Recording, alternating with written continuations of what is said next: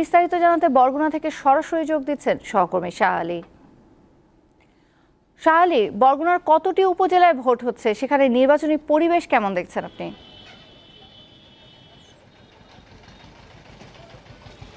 তৌসিয়া, যেমনটা বলছিলেন, আসলে ষষ্ঠ উপজেলা পরিষদ নির্বাচনে সেখানে দ্বিতীয় ধাপে নির্বাচন অনুষ্ঠিত হতে যাচ্ছে বরগুনা সদর উপজেলা এবং বেতাগী সদর উপজেলা। এই দুইটি উপজেলায় আগামী 21শে মে এই নির্বাচন অনুষ্ঠিত হতে যাচ্ছে। ইতিমধ্যে প্রার্থীরা কিন্তু দৌড়ঝাঁপ শুরু করে দিয়েছে, তাদের প্রচার প্রচারণা নিয়ে ব্যস্ত সময় পার করছেন তারা।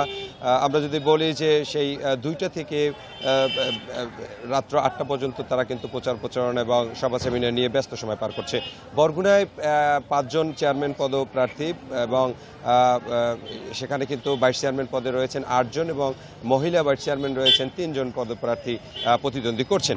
এর মধ্যে বিএনপি থেকে যারা নির্বাচনে অংশগ্রহণ করেছেন তাদের 3 জনকে বহিষ্কার করা হয়েছে। একজন হচ্ছে চেয়ারম্যান পদপ্রার্থী, যিনি বরগুনা জেলা বিএনপির সাবেক সাধারণ সম্পাদক অ্যাডভোকেট আব্দুল হালিম, তাকে বহিষ্কার করা হয়েছে। আরেকজনকে ভাইস চেয়ারম্যান পদপ্রার্থী, তাকে সানাউল্লাহ সানি, তিনি হচ্ছেন সাবেক ছাত্র দলের সিনিয়র সহসভাপতি, এবং রাফি মোল্লা নামে আরও একজনকে, 3 জনকে বহিষ্কার করা হয়েছে। জানেন যে আসলে দলীয় মনোনয়ন না থাকার কারণে যে কেউ এই নির্বাচনে অংশগ্রহণ করতে পারবেন, সেই মুহূর্তে তারাও কিন্তু অংশগ্রহণ করেছেন।